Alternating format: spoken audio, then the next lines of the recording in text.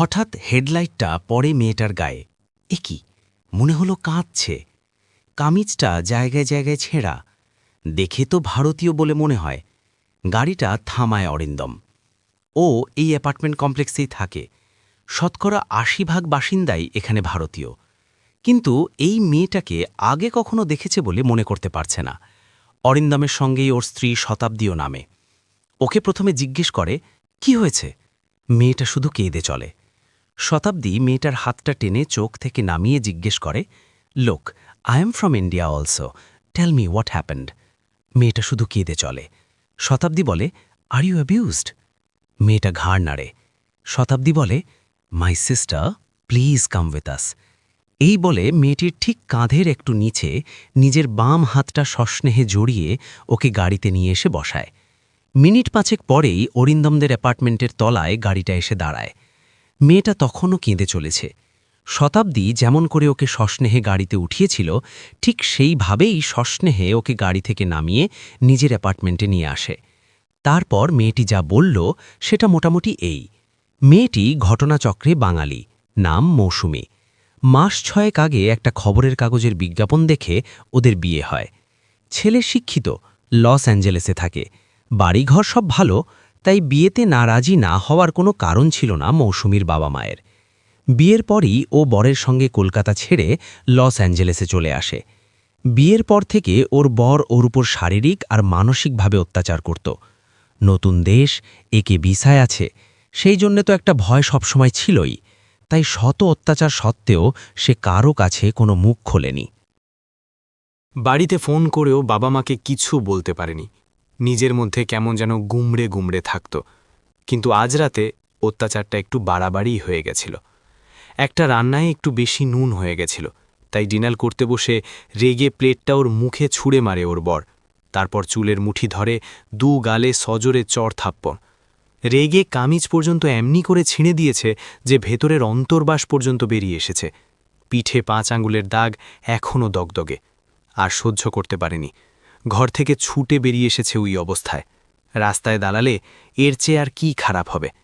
ভাগ্যিস ফ্রাইডে মানে উইকেন্ডের পার্টি সেরে অরিন্দম মা আসছিল। শতাব্দী একটা নিজের পোশাক বের করে মৌসুমীকে দেয়। অরিন্দম লিভিং রুমে বসে ওর সঙ্গে কথা বলতে থাকে। ততক্ষণ শতাব্দী কিছু খাবার নিয়ে আসে মেয়েটির জন্যে। মেয়েটি কিছু খেতে চায় না। শেষে শতাব্দী ওকে জোর করে কিছু খাইয়ে দেয়। অরিন্দম বলে, আমি পুলিশে কল করছে। মৌসুমী ভয় পেয়ে যায়, বলে থানা পুলিশের দরকার নেই। অরিন্দম জিজ্ঞেস করে, তাহলে কি তুমি আবার ওই ছেলেটার কাছে ফিরে যাবে? কিন্তু কতদিন এইভাবে? বলে পরে কি হবে সেই ভাবনা যেন মৌসুমী তার ওপর ছেড়ে যায়। আগে ওই শয়তানটাকে জব্দ করা দরকার।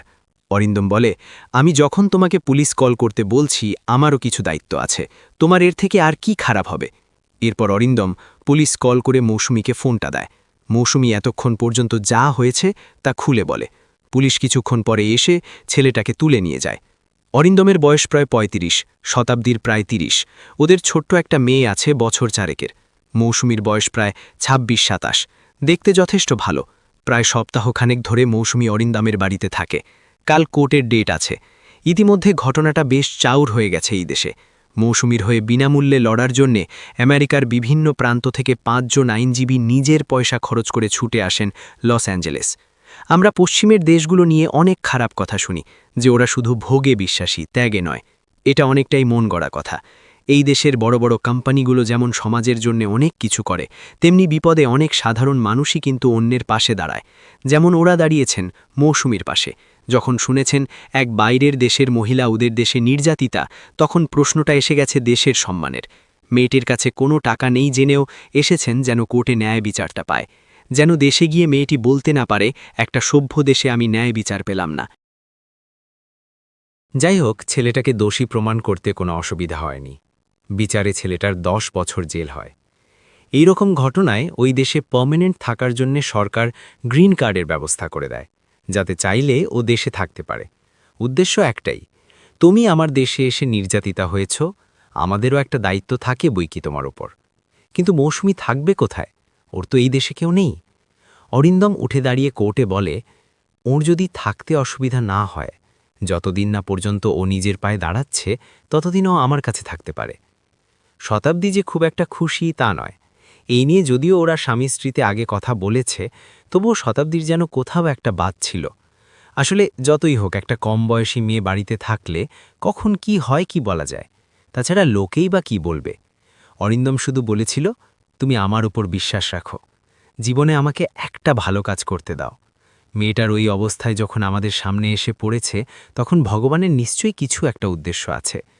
ও যদি এখন দেশে ফিরে যায় বাবা মার কাছে, সেটাও একটা সমস্যার। শুনেছি ওর বাবা মা এখন দাদার কাছে থাকে।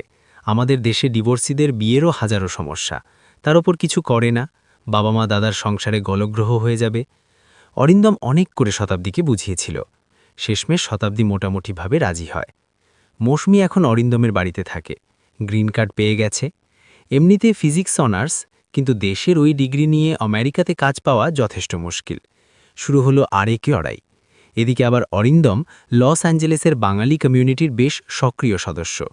এই ঘটনার পর অনেকেই অরিন্দমকে বাহবা দিচ্ছিল, কিন্তু কিছুদিন যাবার পর থেকেই তাদের মুখেই আবার উল্টো সুর। উইকেন্ডের পার্টিতে মহিলা মহলে অরিন্দম আর মৌসুমীকে নিয়ে বেশ রসালো গল্প শুরু হয়। এমনি বিষয়ে একটু আধটু আলোচনা তো হতেই হবে। এদিকে অরিন্দম মৌসুমীকে ড্রাইভিং শেখায়, একটা কমিউনিটি কলেজে নার্সিং কোর্সে ভর্তি করে, মাঝে মাঝেই ওদের একসঙ্গে দেখা যায়, তাই আলোচনাটা বেশ বেড়ে যায়। ছেলেরা বলে, কি লাকি মাইরি, একসঙ্গে দুটো মেয়েকে নিয়ে ঘুরে বেড়াচ্ছে। মহিলা মহলে বলে, বউটা নিজের পায়ে নিজে কুড়ুল মারল, এবার ওদের ডিভোর্স না হয়ে যায়। বেশ কিছু কথা ওদের কানেও আসে। তারপর সেই দিন ব্যাপারটা বেশ বাড়াবাড়ির পর্যায়ে চলে গেল, যখন কিনা কমিউনিটির দুর্গাপুজোতে অরিন্দমকে বলা হলো, এখানে কোনো ব্যালেল্লাপনা চলবে না। ওর দোষ ও নিজের পরিবারের সঙ্গে মৌসুমীকে নিয়ে পুজো দেখতে এসেছে কেন? যাদের সঙ্গে সে এতদিন মিশেছে, তারাই আজ ওকে এই কথা বলছে। কিছু বলতে পারেনি অরিন্দম। মৌসুমীর মাথা নিচু।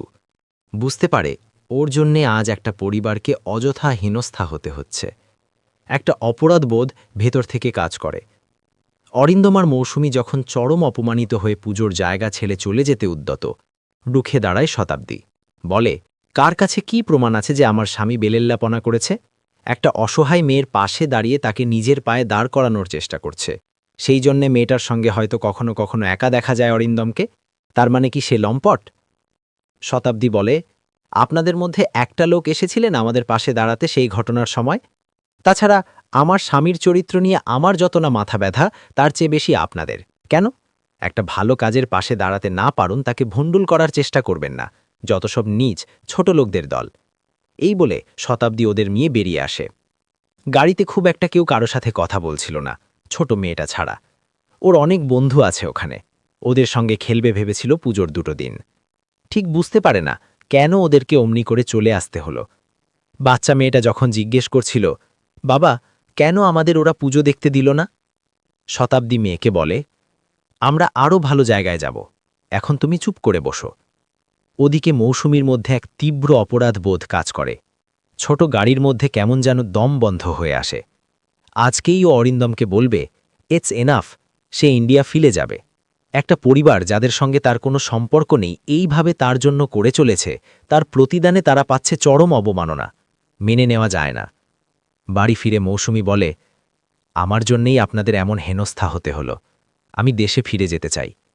শতাব্দী বলে যে সেটা এখন আর সম্ভব নয়, আগে হলে তবুও ঠিক ছিল, এখন একদম নয়। অরিন্দম জন্য আজ বোবা হয়ে গেছে। শতাব্দীকে এমনিভাবে কোনোদিন দেখেনি আগে। সত্যি একটা মানুষ বোধহয় সারা জীবনেও সম্পূর্ণ চেনা হয়ে ওঠে না। 6 মাস আগেও ও মৌসুমীকে বাড়িতে রাখতে রাজি ছিল না, কিন্তু আজ এমন করেও সারা পরিবারকে আগলে একদম সামনে থেকে ঝড়টা সামলালো। এ যেন এক অন্য শতাব্দী। সত্যি, এরপর তো শতাব্দী বলতেই পারত, মৌসুমী, আমরা তোমার জন্য অনেক চেষ্টা করেছি, কিন্তু তুমি তো আজ দেখলে সোসাইটি কি ভাবছে, তাই আমার মনে হয় যে তুমি এবার নিজেরটা দেখে নাও। আর তাহলে বোধহয় অরিন্দমেরও কিছু করার থাকত না।